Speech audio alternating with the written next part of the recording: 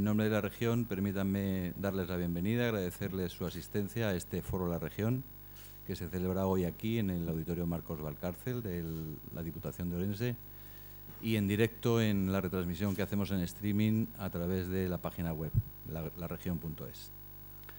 Hoy vamos a hablar de astronomía, de astrofísica y de las posibilidades que tenemos de encontrar vida más allá de nuestro sistema solar. Y para conducirnos en este viaje por las estrellas, tenemos el honor de contar hoy con el ourensano Carlos González Fernández, que es doctor en física por la Universidad Tinerfeña de La Laguna, especialista en astrofísica y desde hace algo más de 4 años es investigador invitado del Instituto de Astronomía de la Universidad de Cambridge. Para cualquier científico, aventurarse a afirmar algo sin una comprobación empírica es una osadía. Quizás los científicos más osados son los astrónomos, como Carlos, que se atreven, a pesar de no tener ninguna prueba fehaciente, están convencidos de que existe vida en alguno de los millones de planetas, de los millones de sistemas solares que están a millones de años luz de distancia. Y en estas incomprensibles magnitudes para todos los mortales trabaja Carlos y mira y estudia y busca incansablemente cómo encontrar algún telescopio que le permita mirar más lejos y buscar más allá. Desde que decidió dirigir su carrera hacia la astrofísica, hacia este mundo de las estrellas, lo hace con verdadera brillantez y desde un lugar de referencia en la astrofísica mundial como es el Institute of Astronomy de la Universidad de Cambridge. Y hoy va a compartir con nosotros parte de su experiencia, contándonos cómo trabajan los astrónomos, en qué líneas se enfocan sus investigaciones y cuándo sabremos con certeza si hay alguien más allá. Cuando quieras, Carlos, muchas gracias por estar aquí.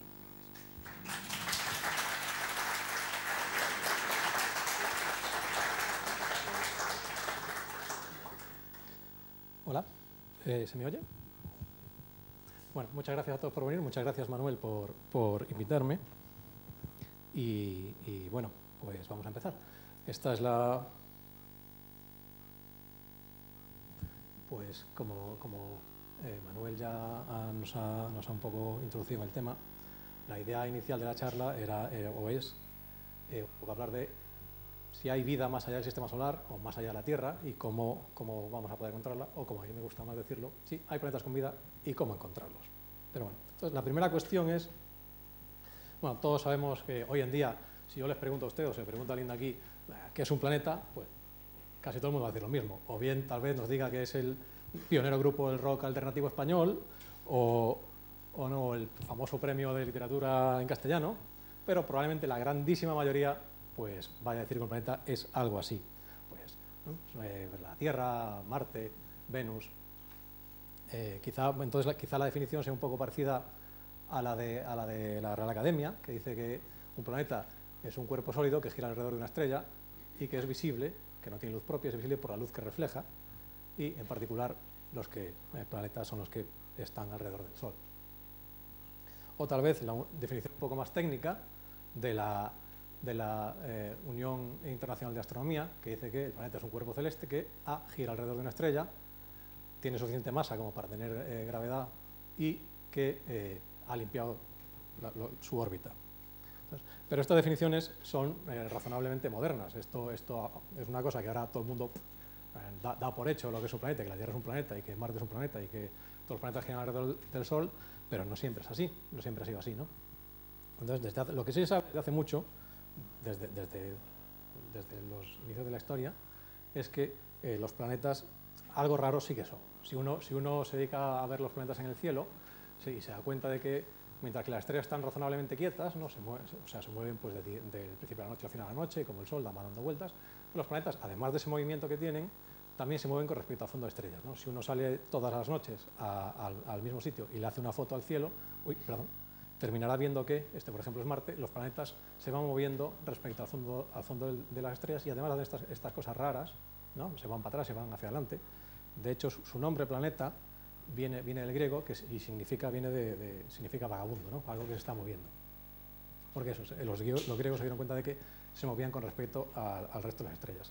Entonces, lo primero que se le ocurre a la gente es decir, bueno, si el Sol se mueve, nosotros no nos movemos, evidentemente, el Sol se mueve, la Luna se mueve, los planetas se mueven, pues evidentemente la Tierra está aquí en el centro de todo, y los planetas y la Luna y todo lo demás son cosas que van dando vueltas alrededor de la Tierra, ¿no? Entonces, los que se mueven más rápido están más cerca, pues tiene la Luna, Mercurio, Venus, el Sol, y después lo que casi no se mueve son las estrellas que están más lejos. Y esto más o menos, pues, se consideró que era lo cierto hasta que aparecieron, claro, empezaron a aparecer los primeros telescopios, y en el siglo XVI, XVII aparecieron los primeros telescopios, y empezaron a darse cuenta de que las cosas no cuadraban muy bien, ¿no? Entonces, por ejemplo, Copérnico fue el primero que se le ocurrió que igual era todo más sencillo si lo que pasaba es que el Sol estaba en el centro de lo que por entonces consideraban un universo, y todos los demás planetas, incluida la Tierra, daban vueltas alrededor del Sol. Esto en principio, ahora todos lo vemos como muy evidente, pero claro, ponte tú ¿no? sin tener apenas pruebas de ello, a creerte que la Tierra está moviéndose por ahí, sí, y sin que tú te des cuenta. Y esto, entonces, en principio, nadie se lo creía mucho hasta que llegó Galileo y se dio cuenta de que Venus, que es este planeta de aquí, Venus tiene fases como la Luna. Entonces, dependiendo de cómo le dé la luz del Sol, Venus puede aparecer como un círculo, tener cuartos crecientes o cuartos menguantes. Y esto solo se puede explicar, única y exclusivamente se puede explicar si Venus gira alrededor del Sol. Entonces, una vez que se presentaron este tipo de pruebas, pues ya era mucho más convincente este modelo. Entonces, la cosa siguió avanzando hasta que apareció, no muchos años después, apareció Kepler. Entonces, Kepler se dio cuenta de que aquello estaba muy bien, pero que realmente no cuadraba muy bien con lo que se veía en el cielo, ¿no? Cuando los planetas daban esos bucles que vimos antes, se explicaba todo mucho mejor si en lugar de círculos los planetas se movían en elipses, ¿no? Esto es el Sol y esto sería la órbita que describen, una órbita un poco exagerada que describiría un planeta. Y además se dio cuenta de otra cosa muy importante, y es que el periodo, lo rápido que van los planetas alrededor del Sol, depende de su distancia. Cuanto más lejos esté, más tarda en dar una vuelta, básicamente. Y años después, Newton dijo, pues mira, eso es una buena idea, porque además esto cuadra con mi teoría de la gravedad. Entonces, esa velocidad con la que se mueven los planetas básicamente solo depende de la masa que tienen y de lo lejos que están. Entonces aquí, básicamente, una vez que Newton explicó sus ecuaciones, dijo, o sea, se explicó el sistema solar, ¿no? O sea, los planetas lo que hace mover a los planetas es la gravedad, los mueven con esta velocidad. Entonces, lo único que le faltaba a esto era saber cuán grandes eran las cosas. Pues claro, o sea, si nos fijamos en este modelito de aquí el Sol está aquí y los círculos, el tamaño de estos círculos es literalmente aleatorio, daba igual, era muy difícil saber cómo de lejos estaban y cómo de grandes eran los planetas.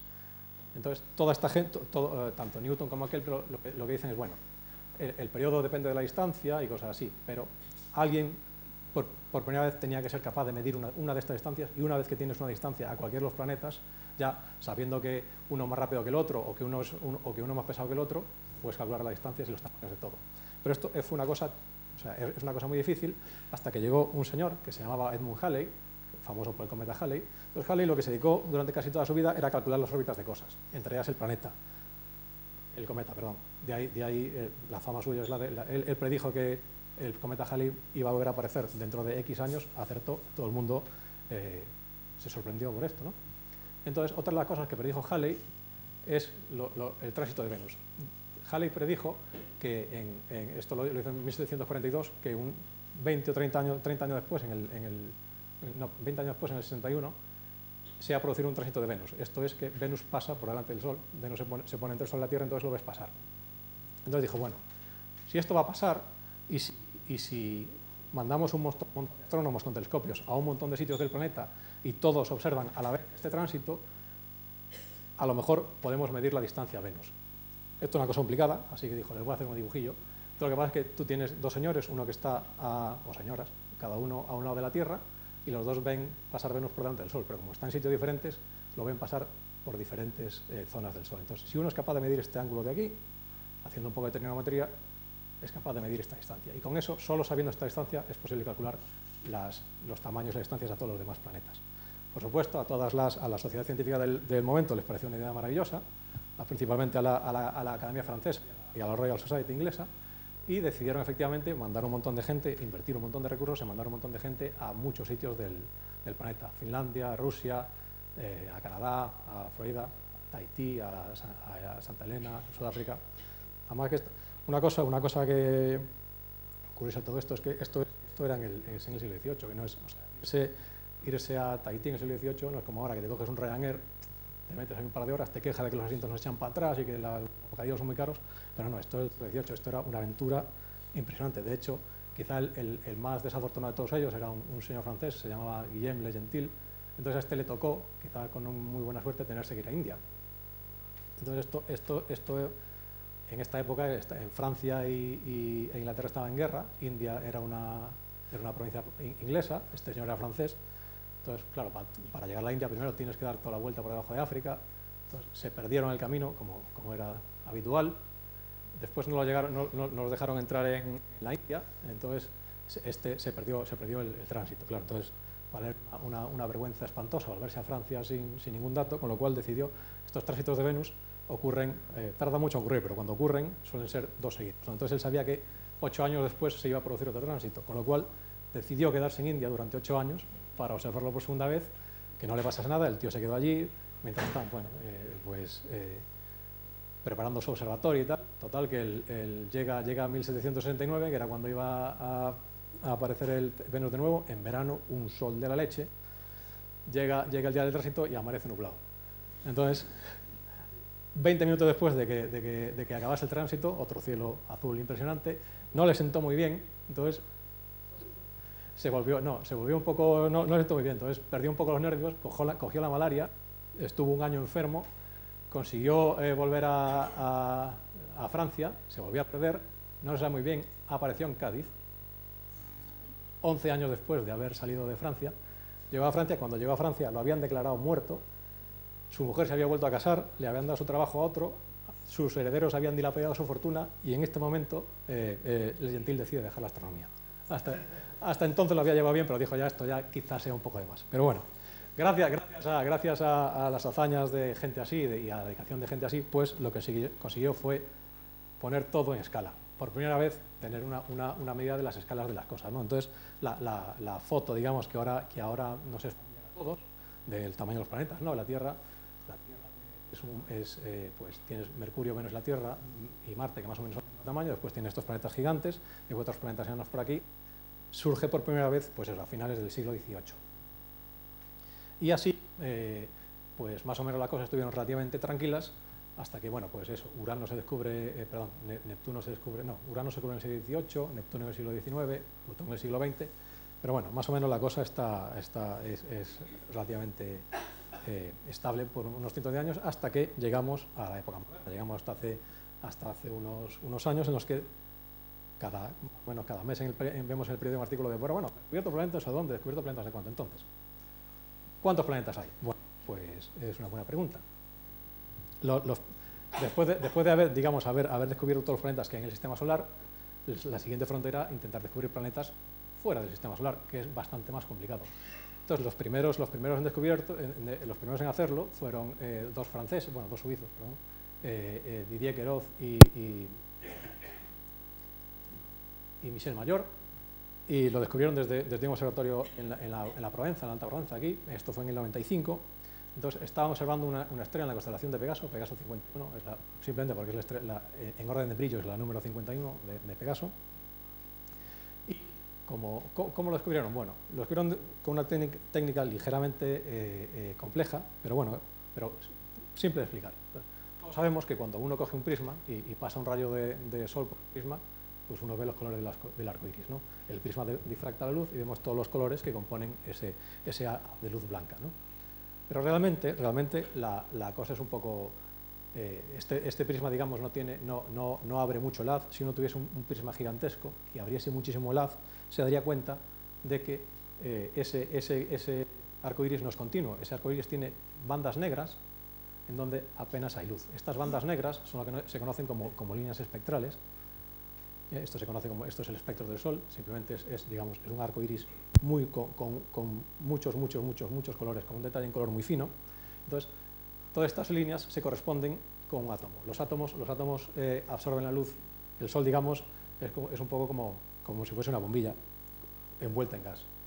Entonces, de la bombilla llega una luz, sale una luz uniforme y el gas que hay alrededor de la bombilla absorbe, pues dependiendo de los átomos que haya en ese gas, pues cada átomo le gusta absorber un color en particular, ¿no? Entonces, por ejemplo, estas líneas gordas de aquí son de hidrógeno, le gusta, pues eso, le gusta el naranja y el verde y el azul, y hay otras líneas de por ahí, pues yo qué sé, estas de por aquí son de calcio. Cada átomo escoge el color que más le gusta, digamos, ¿no? Entonces, si en vez de ver eso en colores, digamos, viésemos ese dibujo en horizontal, veríamos algo así. Entonces, esto sería la intensidad de luz. Entonces, las partes de arriba son más brillantes y las partes de abajo son menos brillantes. Entonces, por ejemplo, aquí tenemos una de las de hidrógeno que absorbe casi toda la luz del Sol. Y esto se une con otra cosa, y es que cuando nosotros hablamos de que la Tierra gira alrededor del Sol o un planeta gira alrededor del Sol, esto no es del todo cierto. Como sabemos, todos conocemos el principio de acción y reacción, ¿no? Que cuando yo empujo una cosa, esa cosa a su vez me empuja a mí. Pues de la misma manera, cuando la gravedad que hace que el planeta se mueva alrededor del Sol, también hace que el Sol se mueva alrededor del planeta. Pero claro, como el Sol es muchísimo más pesado que el planeta, digamos, la órbita ambos se mueven en torno a un punto común. La órbita del Sol es muchísimo más pequeña porque depende de la masa. Es un poco como un señor lanzando martillo. Si uno se fija en un lanzador de martillo como este, cuando el lanzador de martillo se pone a dar vueltas, no gira sobre su propio cuerpo, sino que se tiene que echar un poquito para atrás para compensar el peso del martillo, ¿no? O sea, cuando el lanzador gira sobre su pie, que es este aquí, entonces su cuerpo está un poco echado hacia atrás y cuando gira para hacia el otro lado también. Lo mismo le pasa a las estrellas. La estrella, digamos, el martillo de la estrella es el planeta, la estrella hace girar el planeta, y de la misma manera que el lanzador de martillo se tiene que echar para atrás para girar sobre su propio pie, la estrella también se tiene que echar un poquito para atrás para girar sobre el centro del sistema, que está muy cerquita de la estrella, pero no en la estrella. Entonces, nosotros podemos medir eso, podemos medir esa pequeña velocidad de la estrella usando una cosa que técnicamente suena muy bien, que se llama el efecto Doppler, que poner el nombre a las cosas es muy interesante, pero es la cosa más sencilla del mundo. El efecto Doppler es lo que uno escucha cuando le adelanta un coche, o cuando él adelanta un coche, ¿no? Cuando tú vas en la carretera y te adelanta un coche súper deprisa, oyes algo como... Pues cuando el coche se acerca a ti, el sonido del coche es muy agudo, y cuando el coche se aleja de ti, el sonido del coche es muy grave. Pues lo mismo le pasa a la luz. Cuando digamos, la estrella está en este lado se parece a este lanzador y está acercándose hacia nosotros, como ahora, todas las líneas se mueven un poquito hacia el azul, eso es el ñi. Y cuando la estrella se está alejando de nosotros, como ahora, todas las líneas se mueven un poquito hacia el rojo, es el ñi. Entonces, midiendo este pequeño vaivén, uno puede medir cómo se mueve la estrella por efecto del planeta y deducir que, primero, que ahí hay un planeta, y segundo, cuál es la masa del planeta. Esto es una cosa... el primer planeta se descubrió usando este método en el 95, entre otras cosas porque es una cosa muy, muy complicada, porque las estrellas por lo general son muy grandes y los planetas son muy pequeños, con lo cual ese efecto es muy leve. Es tan leve que, por ejemplo, la aceleración, o sea, la velocidad que le impone la Tierra se mueve alrededor del Sol a 30 km por segundo, va muy deprisa. Sin embargo, el Sol se mueve alrededor del centro del sistema a 10 centímetros por segundo, o sea, andando. Entonces, esas velocidades, porque el Sol es muchísimo más pesado que la Tierra, entonces esas velocidades son muy difíciles de medir. Por eso hemos tardado tanto tiempo en detectar planetas de esta manera. La otra forma que hay de detectar planetas es un poco más sencilla y es simplemente esperar a que el planeta pase por delante de la estrella. Como los planetas son transparentes, cuando el planeta pasa por delante de la estrella, ves que la estrella aparece un poquito menos brillante. Y cuando vuelve a salirse del disco, ves que la estrella recupera su brillo original. Estos son los que se llaman las ocultaciones. Igual que el tránsito de Venus pasa por delante del Sol, pues otros planetas pasan por delante de otras estrellas. El problema es que, claro, lo mismo, otra vez, los planetas son muy, muy pequeños. Entonces, el cambio de brillo sobre la estrella, sobre el brillo de la estrella, es muy poquito. Esto, por ejemplo, son unos cuantos ejemplos reales, y aunque no sé muy bien, estas unidades de aquí son partes por millón. Significa que si el presupuesto, digamos, de luz de la estrella fuese 1 millón de euros, en este caso, el paso del planeta se come 20. Un 1% de cambio, que es una cosa ya bastante minúscula, bastante ridícula, serían 10.000 euros. Pues este de aquí, por ejemplo, es un cambio a 20. Y todos estos puntos que se ven por aquí, toda esta maraña de puntos, es alguien que ha ido una noche y ha hecho una observación. Entonces, como veis, la dispersión de todo esto es muchísimo más grande que el cambio del planeta. Con lo cual, son cosas muy, muy difíciles de medir. Sobre todo son muy difíciles de medir desde la Tierra, porque la Tierra tiene la atmósfera, ¿no? No se han dado cuenta, supongo que sí. Pero si uno sale de noche y se pone a mirar las estrellas titilan, las estrellas como que tiemblan un poquito, ¿no? Ese es el efecto de la atmósfera, que simplemente pues, hace que la luz que incide sobre tu ojo, pues a lo largo del camino, desde la estrella hasta ti, sobre todo desde las últimas capas de la atmósfera, pues vaya un poco y tú veas ese pequeño tintineo de la misma manera que cuando hace mucho calor y está en la carretera y miras a lo lejos y ves como que hay esta evaporación de cosas y ves las cosas un poco borrosas. Exactamente el mismo efecto. Entonces, eso, el efecto que induce esa difracción es enorme, con lo cual una de las cosas que se hace, por ejemplo, es mandar cosas al espacio, porque en el espacio como en la atmósfera no tienes que preocuparte de estos problemas, y eso fue lo que hizo la NASA en 2009. Este es un satélite que se llama Kepler, como Kepler, el que aparecía 3 o 4 transparencias hacia atrás. Entonces dijeron, bueno, para ver cuántos planetas hay ahí fuera y ver cuán difícil es verlo, lo que vamos a hacer es, vamos a mandar un satélite que lo único que haga es apuntar a un lugar del cielo y estar cogiendo fotos todo el tiempo. Y así podemos ver en todas las estrellas que haya en este es donde estaba mirando, esto es la Vía Láctea por aquí, y esto es Cisne, que es una de las constelaciones que se ve ahora. Entonces estaba mirando a una esquinita de Cisne, entonces más o menos el tamaño es un poquito más como la mitad de la luna llena, es el tamaño que tiene este dibujito de aquí. Entonces, desde 2009 hasta el año pasado estuvo continuamente haciendo mediciones en ese lugar del espacio. ¿Y cuántos planetas descubrió? Pues estos son todos los planetas que descubrió respecto, cada circulito de estos es un planeta girando alrededor de su estrella, que estaría en el centro, no está dibujado, pero estaría en el centro del circulito, y este a escala es el sistema solar.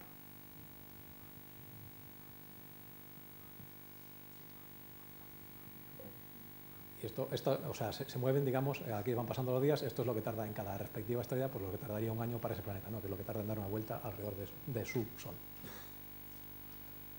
Entonces, hay bastantes. En concreto, a día de hoy se conocen unos 3.500 planetas. Entonces, claro, o sea, si hay tantísimos planetas, la siguiente pregunta es evidente. Bueno, ¿dónde está todo el mundo, no? Tanto planeta. Bueno, pues eso es lo que se preguntó este señor en los 60. Este señor de aquí es Frank Drake y es famoso por una cosa y una cosa nada más. La ecuación de Drake, que es este montón de numerajos de aquí.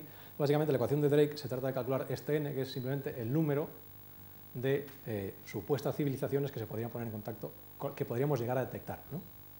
Entonces, este número n depende de varias cosas. Una de ellas es cuántas estrellas hay en la galaxia, o sea, medido de una manera un poco exótica, que simplemente es cuántas estrellas se forman al año en la galaxia. Esto es una cosa que se conoce razonablemente bien. Sabemos que a día de hoy, cada año, aparecen 1 o 2 nuevas estrellas en algún lugar de la galaxia. No significa que la vayamos a ver nosotros. Cada año aparecen 1 o 2 nuevas. El siguiente ingrediente de esta ecuación es el porcentaje de todas esas estrellas, cuántas de ellas tienen al menos un planeta. Bueno, gracias a misiones como Kepler sabemos que casi el 100% de las estrellas de la galaxia van a tener un planeta. Hasta hace 20 años solo sabíamos de una que tuviese planetas, hoy ya sabemos que casi todas tienen planetas. El siguiente ingrediente es este de aquí, que es, bueno, y de todos esos planetas, todas las estrellas que tienen planeta, ¿cuántos de esos planetas son habitables? Y esto depende de otra cosa. ¿Qué es un planeta habitable? Pues con lo que sabemos hoy en día, suponemos que un planeta habitable es un planeta, que tiene agua líquida. O sea, el ingrediente fundamental para la vida tal y como la conocemos, todas las formas de vida en la Tierra dependen de una cosa, de que haya agua líquida.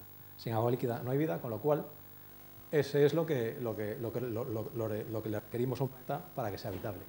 Y eso depende de muchas cosas, pero principalmente depende de cuán lejos está de su estrella. Perdón. Entonces, hay estrellas más calientes y más frías, el Sol está, digamos, en la mitad de la tabla. Entonces, si tu planeta está cerca de una estrella muy caliente, para que haya agua líquida en tu planeta, tienes que estar muy lejos de la estrella. Si tu planeta está en una estrella como el Sol, está más o menos en la mitad, y si tu planeta es más fría, si tu estrella es más fría que el Sol, tienes que acercarte mucho a tu estrella para tener suficiente calor como para que todo el agua no esté congelada. Entonces, si volvemos un poco al dibujito de antes, ves que cada planeta tiene un color diferente, ¿no? Eso es su temperatura. Entonces, solo los planetas que son del tamaño de la Tierra y que son tirando azulitos, azul oscuro, son los que pueden tener agua líquida. Como veis, la gran mayoría son planetas o muy calientes y muy grandes, son amarillos o rojos, básicamente. Así, pequeños y azules no hay demasiados.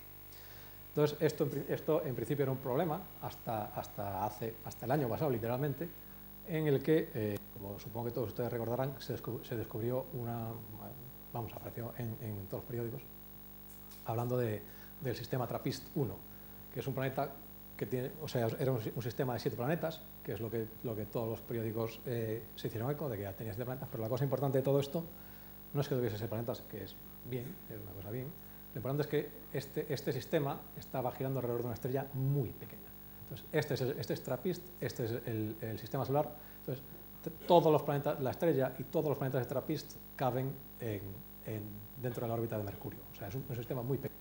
Esta estrella de aquí, su masa es el 8% de la masa del Sol. O sea, el Sol es 30 veces más pesado que esa estrella. Y eso es muy importante porque el tamaño de las estrellas, no todas las estrellas tienen el mismo tamaño. De hecho, el tamaño de la estrella es un poco lo que pasa cuando uno tira un plato al suelo, o una jarra como en este caso. Cuando tú tiras un plato al suelo, los trozos del plato no todos tienen el mismo tamaño. Tienes trozos minúsculos como esto de aquí, tienes 1 millón de los trozos que estás un mes barriendo y aspirando y siguen saliendo trozos de estos. Después tienes unos cuantos que son más grandes, tienes un par de trozos que tiene casi todo el cristal del vaso en este caso, ¿no? Lo mismo pasa con las estrellas. Si tú tienes un montón de gas interestelar que se condensa y se forman estrellas, formas una estrella enorme que tiene casi toda la masa, formas unas cuantas más pequeñas, formas unas cuantas como el Sol estaría por aquí, estos son de aquí, número de masa del Sol, y después formas cientos o miles de estrellas pequeñitas. El TRAPPIST es una de estas de aquí. Por cada estrella como el Sol hay entre 4 y 10 estrellas como TRAPPIST. Y de hecho, de todas las estrellas que conocemos, más de la mitad son como TRAPPIST. Entonces, si una estrella como TRAPPIST puede tener planetas habitables, significa que este número de aquí es bastante alto. De hecho, hoy sabemos que el 40% de todas las estrellas de la Vía Láctea pueden tener planetas habitables. Muchísimas. O sea, la Vía Láctea tiene en torno a 300.000 millones de estrellas, pues 150.000 millones de estrellas podrían tener planetas habitables. Entonces, el siguiente numerajo es este de aquí, que simplemente, bueno, y todos esos planetas, todas las estrellas que tienen planeta, todos esos planetas que son habitables, bueno, ¿cuántos de ellos desarrollan vida? ¿Cómo de fácil es que surja la vida? ¿Cómo de fácil es que surja la vida? Nadie lo sabe. Esto es un poco como buscar una aguja en un pajar, pero además no sabes dónde está el pajar y solo has visto una aguja en tu vida que era de calcetar.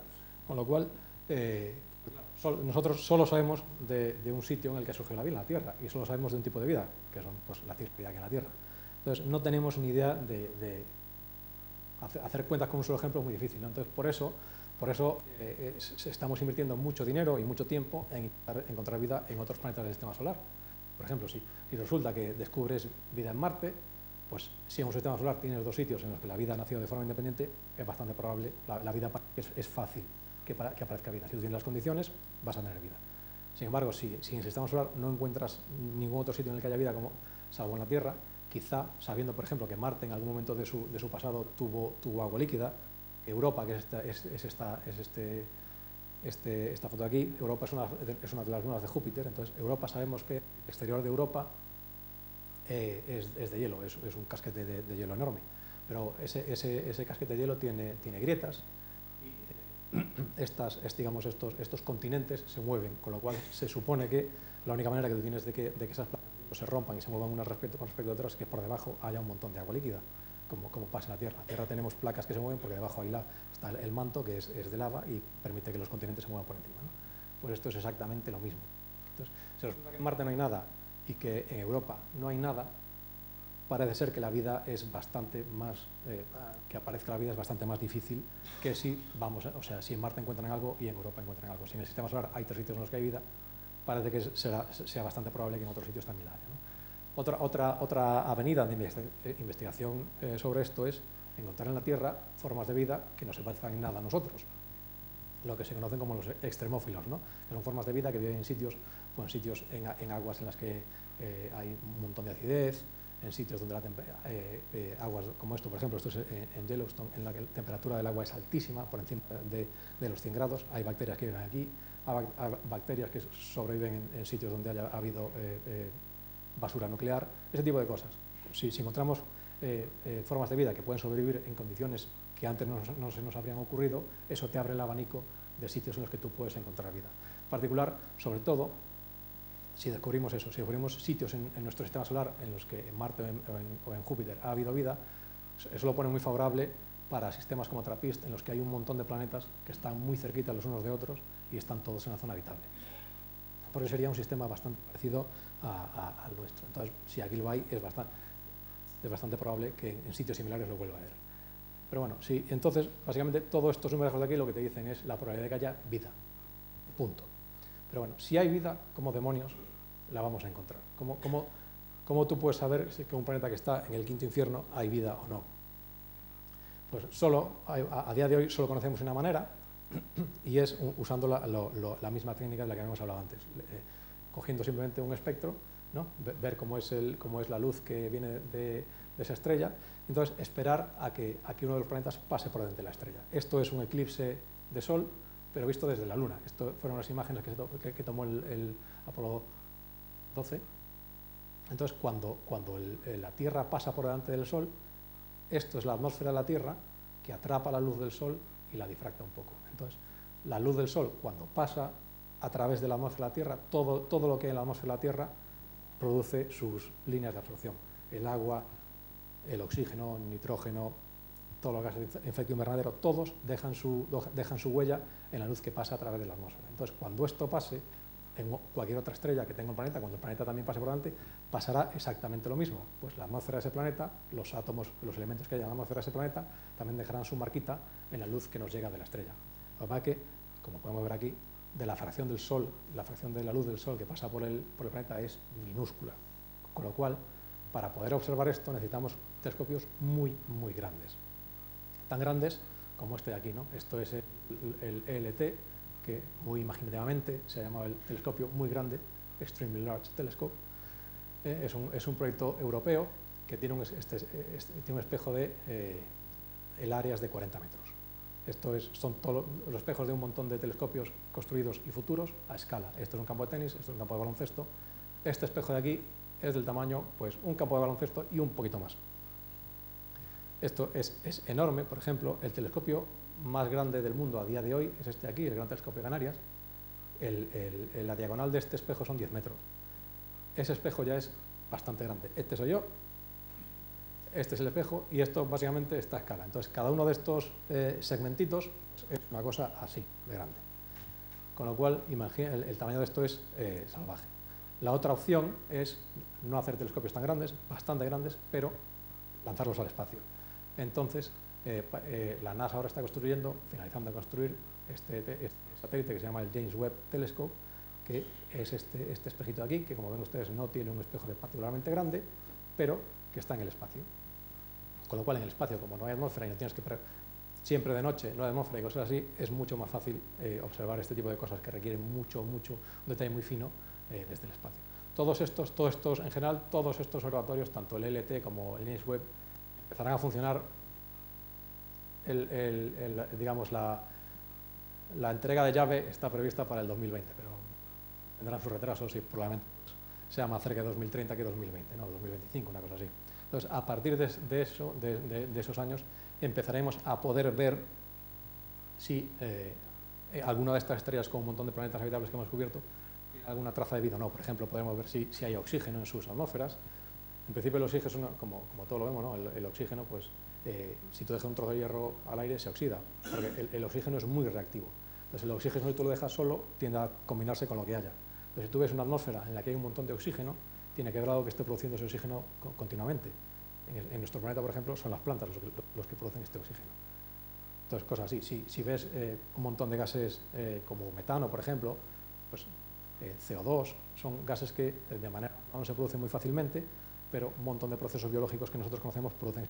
Pues si encuentras ese tipo de cosas en la atmósfera del planeta, es un buen indicio de que ahí puede haber vida.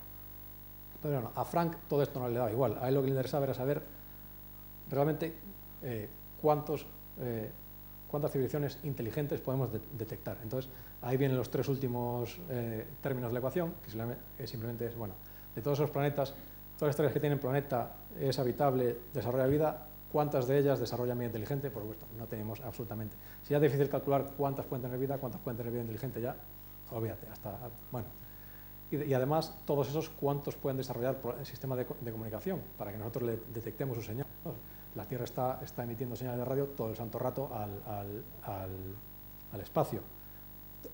Algún astrónomo extraterrestre que está dando una charla en su pueblo, pues también está diciendo, bueno, a ver si pues nosotros podemos detectar las emisiones que vienen de la Tierra. Y por último, esta ley de aquí, que es cuánto tiempo aguantan las civilizaciones. Frank no era muy optimista, entonces él se dio cuenta de que, bueno, las civilizaciones duran lo que duran, ¿no? En la Tierra, pues, unos cuantos cientos de años, otras más, otras menos, pero bueno, todas se mueren, ¿no? Todas en algún momento, pues, o desarrollan pues, la bomba atómica, o tienen problemas de calentamiento global, o todas en algún momento, pues, votan a Trump o lo que sea, y se va todo al carajo. Y ya no sabemos nada más de ellas, ¿no? Porque Frank, donde trabajaba, o donde trabaja, creo, es en el SETI Institute. SETI son las siglas de búsqueda de vida inteligente terrestre. Entonces, este instituto lo que hace es, tiene un montón de radiotelescopios que intentan encontrar señales de radio que hayan sido emitidas en alguno de estos planetas, y que no pues, o sea, que tengan que tener origen inteligente. Pero bueno, con todos estos planetas y toda esta gente como Frank buscando señales, ¿ha habido suerte? Pues la respuesta es sencilla, no. A día de hoy no ha habido suerte, pero hemos tenido un par de sustos. Entonces, el primero es este señor de aquí, Lowell, un astrónomo inglés, que uno de los telescopios grandes lo usó para observar Marte. Entonces, con la mala suerte de que la lente del telescopio no era muy buena y tenía alguna rayita, entonces el tío creía que en vez de estar viendo la raya del telescopio que estaba viendo era canales en Marte, ¿no? Entonces ahí estaba. Entonces, claro, al cabo de los años vuelve a ver Marte y se da cuenta que los canales habían cambiado y ahí está el titular. Marcianos construyen 2 inmensos canales en 2 años. O sea, llevamos 15 años intentando que llegue aquí el AVE y estos tíos construyen 2 canales que cruzan todo el planeta en 2 años. Bueno, evidentemente después se descubrió que ni Marte ni hay canales ni hay absolutamente nada. Marte es un desierto.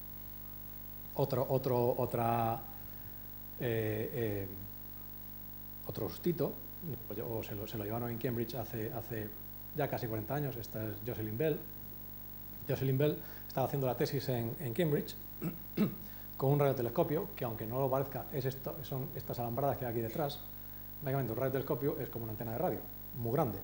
Entonces, estos señores y Jocelyn tenían un montón de antenas de radio que están simplemente esperando a que cosas pasasen por delante para ver si emitían el radio. Esto era, o sea, la radioastronomía es una ciencia que nació pues después de la Segunda Guerra Mundial, los principios de la astronomía.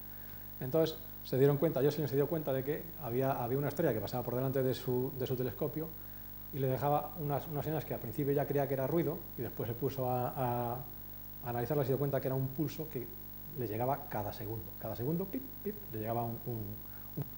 Entonces, claro, en aquellos momentos nadie se podía imaginar qué tipo de fenómeno natural te puede mandar una señal que es perfectamente regular una vez por segundo. Entonces, una de las explicaciones que se le ocurrió era que simplemente era, pues, marcianitos que estaban, pues, o mandando señales de radio o hablando en Morse o algo así. La explicación no duró mucho y después se dieron cuenta de que esto se trata de un tipo de estrella que se llama un pulsar, que simplemente es una estrella muy compacta, una estrella de neutrones muy compacta, está girando muy deprisa, da una vuelta cada segundo. Entonces, cada vez, digamos, es como la Tierra, ¿no? Entonces, la Tierra tiene 2 polos magnéticos. Entonces, cuando tú ves esa estrella girar tan rápido, cada vez que te enfoca el polo, te llega ese piquito de señal, ¿no? Ahora ya no es muy digamos, ha caído un poco en el olvido, porque claro, ya todo el mundo hemos descubierto millones de púlsares y ya nadie habla de estas cosas, pero en su día fue relativamente famoso, suficientemente famoso como para que este diagrama apareciese en un disco de Joy Division o, si ustedes son un poco más jóvenes, en una camiseta de Zara.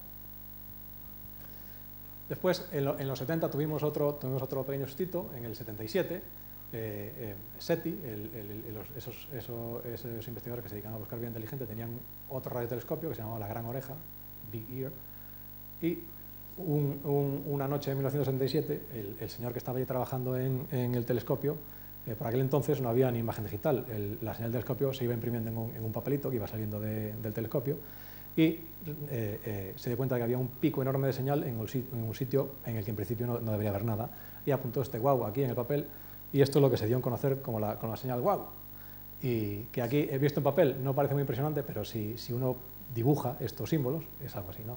Tienes algo que básicamente no emite nada de ruido y de repente te llega un pico de señal impresionante. Y bueno, esto nunca se supo qué es lo que había producido esta señal. Se descartaron todo tipo de interferencias que podía haber, se investigaron todas las estrellas que había en la zona, nunca se descubrió nada más, y hasta hace 15 días, literalmente, no se supo lo que era. Un grupo de investigadores, uno de ellos español, por cierto, descubrió que habían predicho que una de las posibilidades era la cola de un cometa, que la cola de un cometa pasase por delante del telescopio y emitiese una pequeña señal en radio, y de hecho volvieron a observar ese cometa este año y volvieron a descubrir esta señal, con lo cual esto simplemente estamos viendo la emisión de un cometa en radio, que es una cosa un poco exótica, pero bueno. En tiempos más recientes, una de las estrellas de Kepler, que es una estrella completamente normal, está aquí, bueno, pues se dieron cuenta de que una estrella que toda su vida se había comportado de manera completamente aburrida y normal, sin apenas variaciones, de repente tenía unas caídas en señal enormes. Estas ocultaciones son del 15%. Hemos visto antes que típico planeta, nunca llega a un 1% de la luz de la estrella, y bueno, tienes aquí cosas que están perdiendo el 20% de la estrella. Entonces, esta fue la mujer que lo descubrió, Tabitha Boyajian. Esto se conoce como Boyajian Star o Tabi Star, la estrella de Tabi.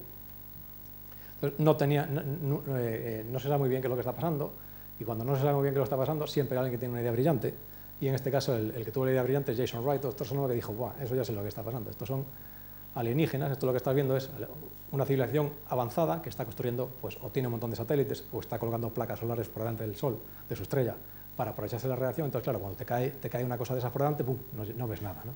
Bueno, es una explicación un poco alambicada, y hoy en día parece que lo más probable es que lo que estemos viendo es probablemente cometas que se acercan mucho a la estrella, entonces se evaporan y dejan una cola de gas y material que oculta una fracción importante de la estrella. Pero bueno, entonces, en resumen, con todo lo que hay, no parece que haya, no tenemos ninguna evidencia sobre la existencia de vida extraterrestre. Pero hay tantos planetas, hay tantas estrellas, casi todas tienen planetas, tantas de ellas que son habitables, que bueno, extraterrestres existir no existen, pero a verlos, haylos. Muchas gracias.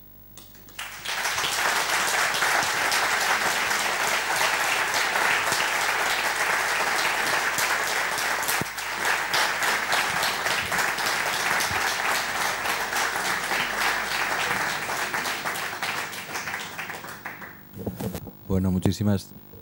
Hola. Muchísimas gracias, Carlos. Yo desde lo del martillo no he vuelto a entender nada, pero espero que la audiencia sí lo haya entendido, no es broma. Ha sido súper interesante, y la pena es que no nos has dicho cuándo vamos a saludar a nuestros vecinos. Saludar ya no sé. Pero tú confías en que sí, ¿no? Yo confío en que detectar en 2030, probablemente. 2030, sí. Bueno, casi cuando va a llegar el AVE aquí a Orense, ¿eh? Sí. Muy bien. Sé que últimamente has estado vinculado con la observación de Tabi, y que esto ha sido un hito a nivel mundial en la astrofísica, ¿no? Cuéntanos un poco cómo es el trabajo tan coordinado de tanta gente buscando y mirando en sitios donde es dificilísimo encontrar cosas, ¿no? Funciona un poco. Vamos a ver, que tengo esto aquí. Entonces, tal como en nuestro caso, no. Hola. Sí.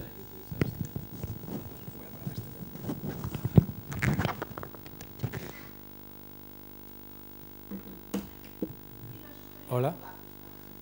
Vamos por partes. Entonces, en nuestro caso fue un poco de casualidad. Nosotros estábamos observando esta estrella, pero no porque esperásemos verla aquí, sino porque estamos intentando verla cuando estaba normal, cuando no pasaba nada, simplemente para ver un poco, para tener la idea de cuáles eran las propiedades de la estrella cuando está por defecto, ¿no? Entonces, para poder comparar con cuando está en un estado de estos especiales, para ver cuál es la diferencia. Y de casualidad, cuando nosotros estamos en el telescopio, pues entró en uno de estos mínimos, con la suerte que nosotros estamos mirando. Entonces, en general, todas estas cosas funcionan de la siguiente manera. Los telescopios son muy caros, muy caros. Entonces, casi ninguna institución, universidad, centro de investigación, lo que sea, puede permitirse uno. Y pocos países pueden permitírselo. Entonces, la gran mayoría de los telescopios son entes multinacionales. Varios países pues juntan el dinerillo y se construyen su telescopio, ¿no? Entonces, ¿cómo funciona? Es que tú, estas instituciones ofrecen las noches de telescopio. Dicen, bueno, pues cada 6 meses normalmente, bueno, pues estos 6 meses hay 180 noches de telescopio que quieren hacer ustedes. Entonces tú, si te ocurre una idea, dices, bueno, pues yo quiero observar esta estrella para ver si hay algo interesante. Entonces tú mandas tu propuesta y para eso necesito, pues, 6 noches de tiempo en un telescopio para observar esta estrella. Entonces ellos deciden si tu ciencia es interesante, si es interesante lo que quieres hacer, y si lo es, te dan ese tiempo y tú vas al telescopio y haces lo que has prometido, ¿no? Otra opción es decirle, bueno, yo quiero observar esta estrella, pero yo la quiero observar cuando pase algo. Entonces ellos dicen, vale, perfecto. Entonces nosotros te damos las noches, ese tiempo, y cuando tú quieras nos llamas y nosotros te la observamos. Entonces así es como se coordinan las cosas, ¿no? Hay alguien que siempre está monitorizando esta estrella, por ejemplo, y cuando ese alguien detecta que va a pasar algo raro, avisa a todo el mundo rápidamente y dice, mira, todo lo que tengáis, pues este es el momento de observar, ¿no? Entonces todo, pues generalmente, además esto se hace intentando siempre, claro, tú, como pues esa estrella, evidentemente solo la puedes ver de noche, y en cada parte del globo es de noche en un momento diferente. Entonces, lo que intentas es repartirte siempre en diferentes lugares del globo para que siempre haya alguien, a medida que se vaya haciendo, cuando se hace de noche en España y es de día en Estados Unidos, o al revés, cuando se hace de día en España y es de noche en Estados Unidos, hay alguien también en Estados Unidos observando la estrella. Cuando se hace de noche en Estados Unidos y se hace de día en Estados Unidos, se hace de noche en China, que hay alguien en China observando. Y así, cuando él se acuesta en China, pues sales tú y te toca a ti, ¿no? Entonces, que siempre haya alguien observando estas cosas. Muy bien. Seguramente que alguien de la sala quiere hacer alguna pregunta. Aquí delante preguntaban por las estrellas fugaces. Pero las estrellas fugaces lo que son pues pequeñas partículas que se quedan en la cola de los cometas o que están cerca de la Tierra, que simplemente caen sobre la Tierra y al entrar a la atmósfera pues se evaporan, y tú lo que ves es la llamarada de la... Sí, caen. Cae.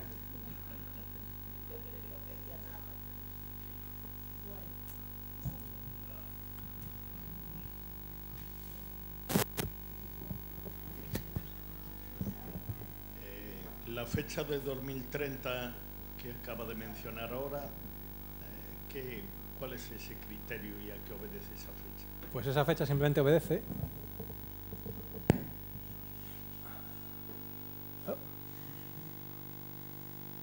a que este telescopio empiece a funcionar. Entonces, la fecha de primera luz, que digamos el inicio oficial de este telescopio, es 2022, pero muy probablemente haya retrasos. Se ha empezado a construir ya, pero bueno, estas cosas nunca van sobre tiempo. Entonces, es seguro que en 2030 ya estará funcionando. Entonces, cuando este telescopio empiece a funcionar, es cuando se podrán empezar a hacer las observaciones necesarias para afirmar sí o no. En Chile. Hay 2 proyectos, este que es europeo, el ELT, que está construyéndose en Chile, y este de aquí, que es un poco más pequeño y es americano, y está todavía por decidirse si se va a construir en Hawái o en La Palma.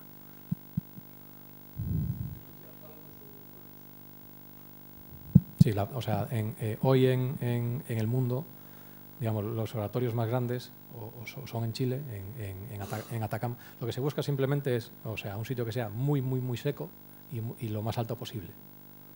Entonces, hay 3 sitios principalmente, que es o Chile en el desierto de Atacama, o Hawái, o La Palma.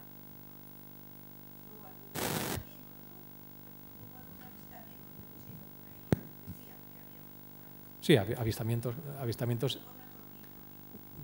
hay muchos, pero una cosa es una cosa que sea inexplicable y otra cosa es que sea extraterrestre. Entonces, no, el tema de los avistamientos, en general, casi todos, o sea, es una cosa que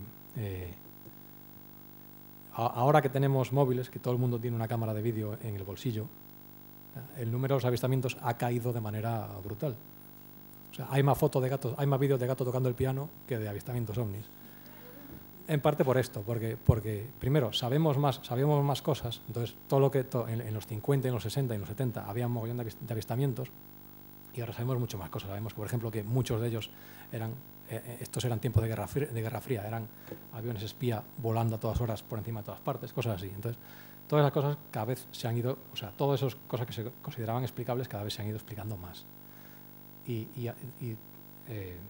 Además, o sea, que algo sea inexplicable, no, o sea, que algo inexplicable es un poco lo que le llaman, hay una cosa en lógica que se llama la navaja de Occam, ¿no?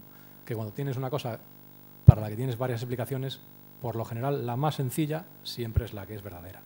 En este caso, o sea, que una civilización extraterrestre venga a visitarnos es bastante, sobre todo si tienes en cuenta una cosa, o sea, lo que estábamos hablando antes. En la Vía Láctea hay 300.000 millones de estrellas. O sea, nosotros ahora sabemos que casi todas esas estrellas van a tener un planeta. Imagínate que ahora imagínese que tuviésemos los medios para mandar gente a otra estrella, que no lo tenemos. Imagínese que decidimos mandar a cada uno de los 7.000 millones de personas que hay en la Tierra, cada uno a una estrella diferente. O sea, después de haber hecho eso, el 98% de la galaxia quedaría sin explorar. Entonces, las probabilidades de que alguien venga aquí son nulas. Además de que, o sea, si te tomas el esfuerzo o sea, algo que hoy ni sabemos cómo se puede hacer, ni sabemos ni cómo empezar. Si te tomas el esfuerzo de ir a otro planeta, o sea, no entras por la puerta de atrás, ¿no? O sea, si tomas el esfuerzo de ir a la Tierra, te plantas encima de la Casa Blanca. Entonces, hombre, es muy poco probable que esas cosas realmente sean extraterrestres. Bueno, y ya para nota, la vida inteligente, esperar que sean ellos los que nos avisen y nos llamen. O esperar que esta gente, por ejemplo, tenga suerte y detecte alguna emisión de radio. Por ejemplo, la Tierra, ahora un poco menos, pero sobre todo al principio de la era de las telecomunicaciones, se mandaban muchas señales de radio. Todo el mundo, casi todas las comunicaciones eran por radio. Ahora, por ejemplo, hay muchas más cosas que van por cable, ¿no? Internet va por cable y cosas así. Pero había muchísimas. Entonces, todas esas emisiones, parte de ellas se va al espacio. Entonces, si alguien en algún lado tuviese un radiotelescopio suficientemente grande, podría detectarlas. Y nosotros igual. O sea, si alguna de estas estrellas por ahí en algunas estrellas han descubierto la tele, pues nosotros podríamos recibir las señales de su televisión. Entonces, a día de hoy, para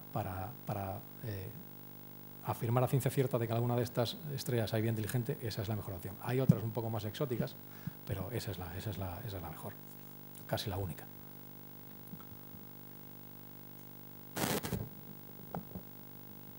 Gracias.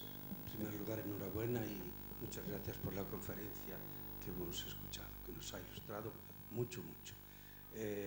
Y hoy va a preguntar sencillamente, pero creo que está respondido ya por los ovnis, que en fin, ha sido la respuesta ya última que hemos escuchado. Pero sí que tenía interés en saber, en plantear una cuestión de ámbito teológico. Porque en el caso de que hubiese seres inteligentes en cualquier planeta, en cualquier satélite, se nos presentaría el problema de saber de dónde han venido y cómo han llegado a esos planetas.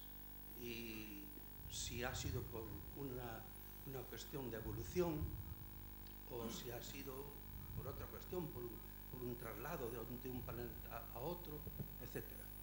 Y más cosas que con la teología estaría relacionado todo esto.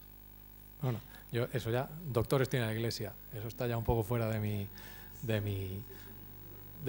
ámbito. Pero sí es cierto que una de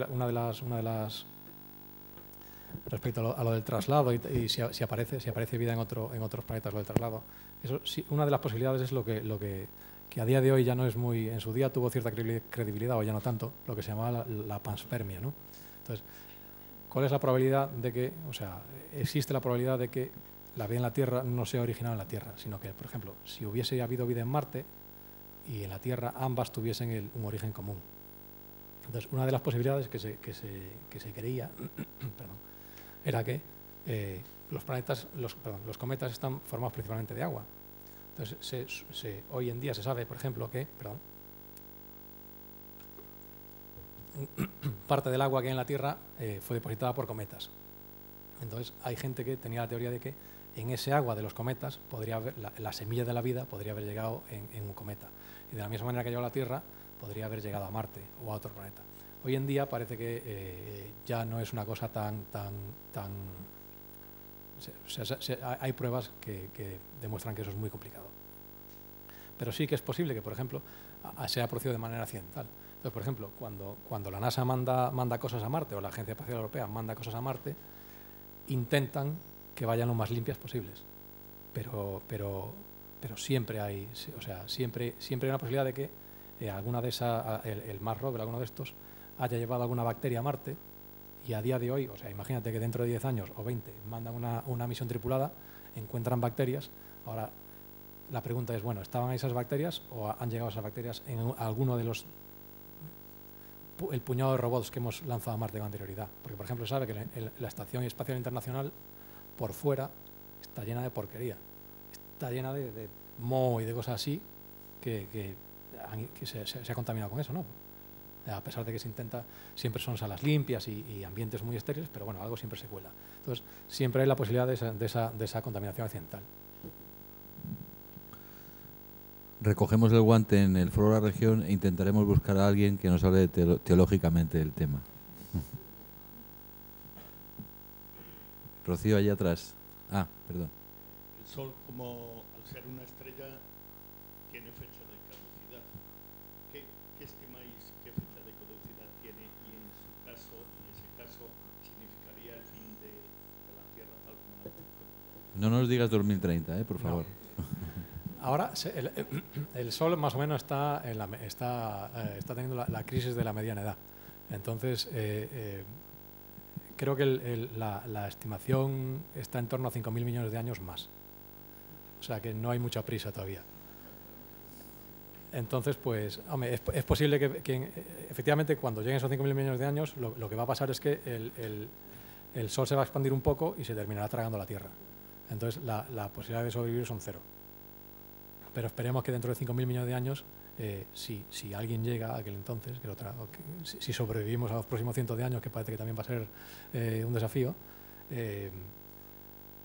esperemos que tenga una estrategia para sobrevivir eso. Hay gente, hombre, sí, hay ideas por ahí, ¿no? Hay gente que dice que sería posible modificar la órbita de la Tierra para alejarla y cosas así, pero bueno, son cosas muy de ciencia ficción todavía. Bueno, dice que sobre el 2030 pues se sabrá si hay vida en otros lugares. No. ¿Y en ese momento en la Tierra seguirá habiendo vida o ya se habrá acabado? Hombre, yo espero... No sé, pienso que me parecería mejor que nos preocupásemos más por nuestro planeta, por nuestra vida y no por esas vidas utópicas. Yo sinceramente espero jubilarme.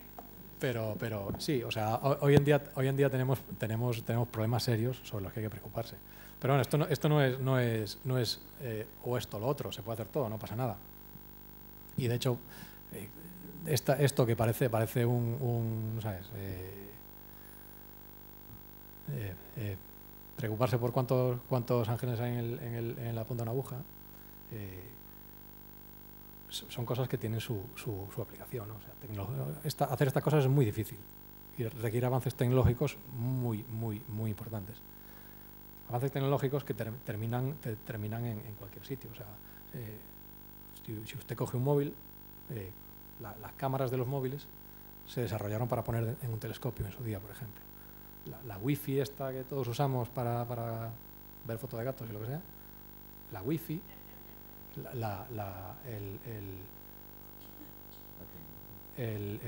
la patente de cómo se codifican los datos en la wifi la tiene un astrónomo australiano, porque la basó en es una cosa un poco técnica, pero bueno, o sea, él observaba agujeros negros y se dio cuenta que la manera en la que él observaba se podía, o sea, la manera que él descubría lo que había dentro de un agujero negro se podía usar al revés. O sea, de la manera que él digamos, abría el agujero, tú podías coger la información, cerrarla y mandarla por onda de radio. ¿Qué es lo que hace exactamente? Pues la Wi-Fi.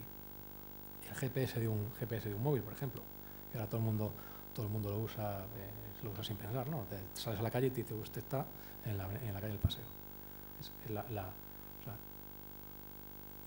Medir con precisión la posición del móvil o de cualquier detector GPS requiere compensar el efecto de la gravedad de la Tierra. O sea, no sé si lo han leído ustedes alguna vez, pero por ejemplo la relatividad de Einstein lo que dice es que cosas que tengan un campo gravitatorio muy fuerte hacen que el tiempo vaya más despacio. Pues si uno lo compensa por algo tan tremendamente de ciencia ficción como hacer que el tiempo vaya más despacio, el error de un GPS es de varios kilómetros. Solo teniendo en cuenta la relatividad general, uno puede conseguir precisiones suficientes. Entonces, esas cosas que hace 30 años, si alguien hubiese dado una charla hace 30 años sobre relatividad especial, estaría alguien preguntando lo mismo, pero ¿esto para qué vale? Pues vale para eso. Y estas cosas que estamos ahora hablando aquí, ¿para qué valen? Bueno, pues a lo mejor dentro de 20 años, pues cuando usted vaya al médico o yo vaya al médico, pues habrá una máquina allí que te mire el ojo no sé qué, usando una tecnología que se desarrolló para ver si había marcianitos. O sea que no se trata, no es un juego, lo que llama un juego de suma cero. El dinero que se va a un telescopio no es dinero que le quitas a investigar el calentamiento global. No. O sea, se pueden hacer las dos cosas a la vez.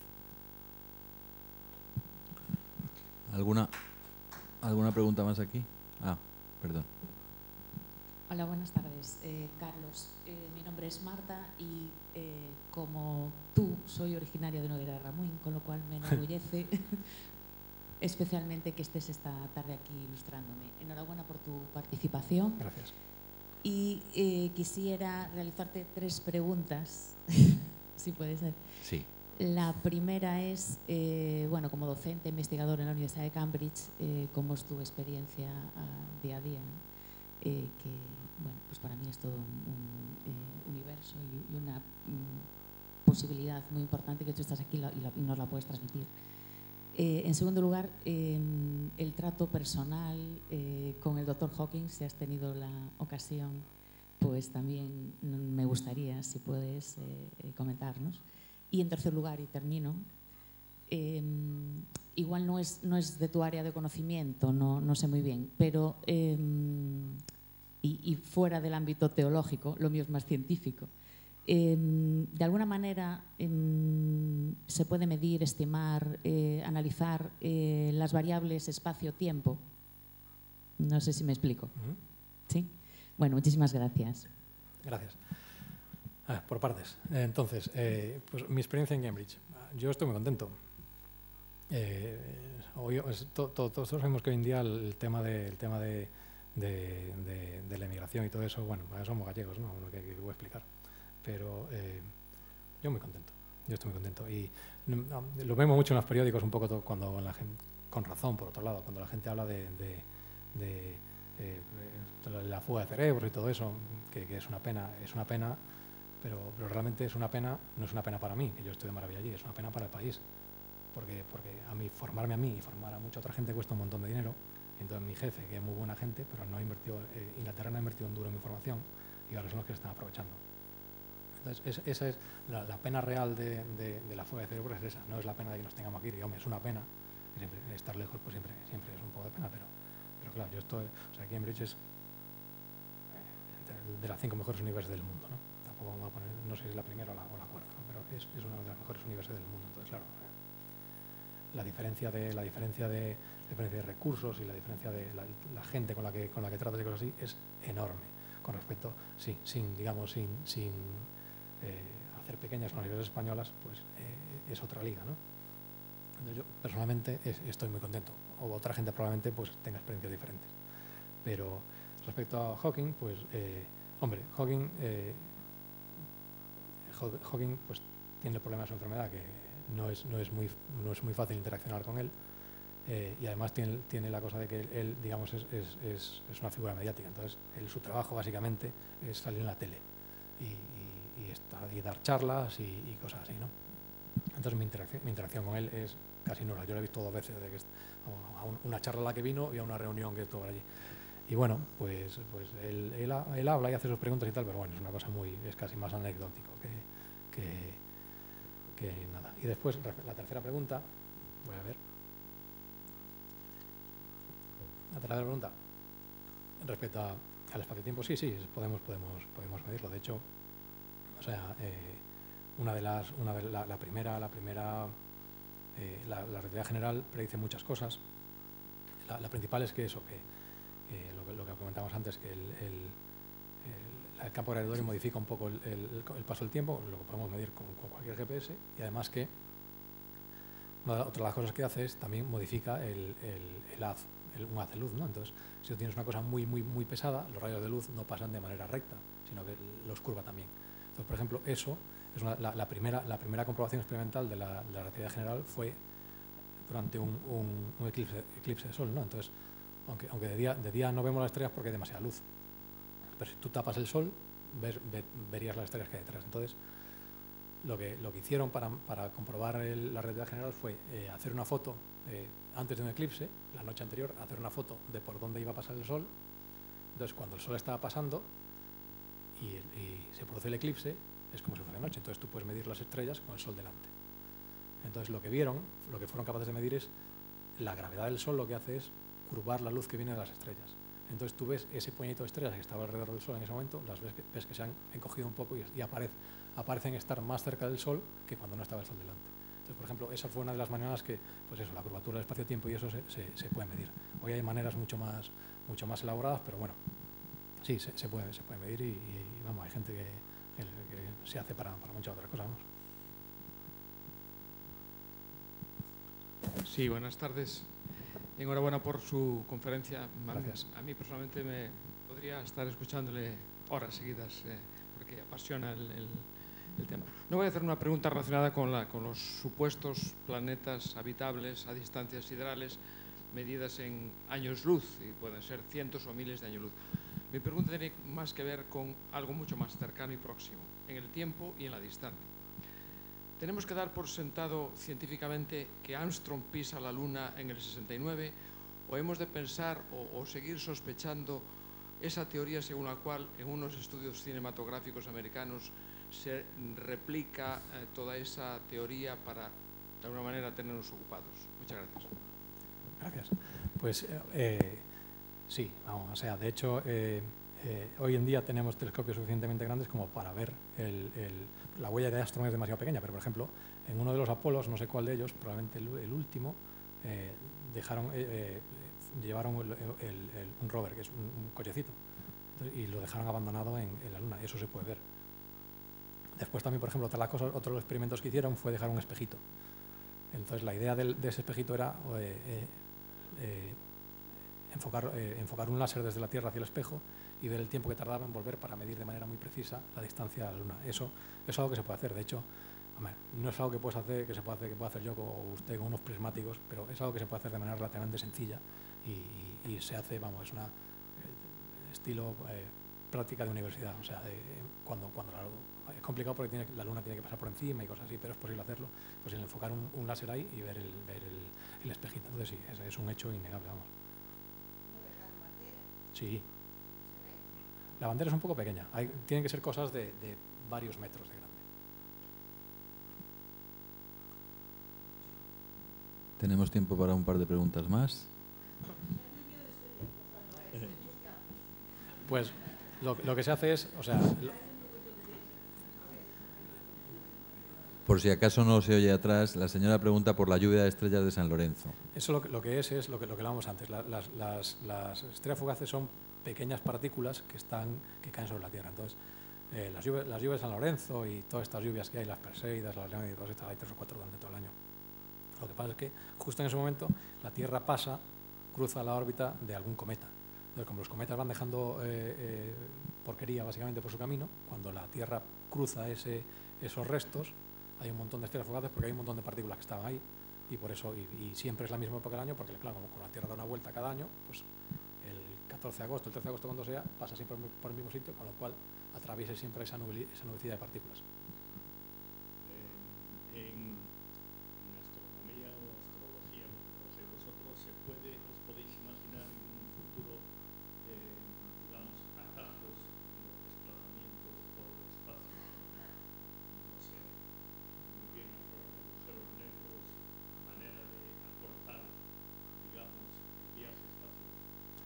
Pues a día de hoy no. Hay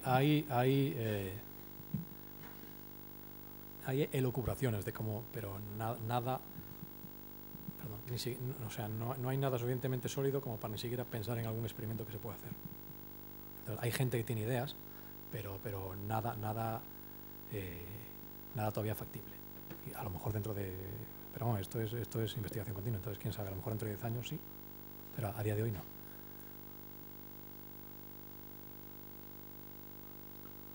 ¿Alguna pregunta más? Bueno, pues Carlos, reiterarte las gracias y agradecerte mucho tanto lo didáctico de tu exposición como tu paciencia con las preguntas que hemos hecho. Muchas gracias a Y vosotros. te esperamos aquí en el 30.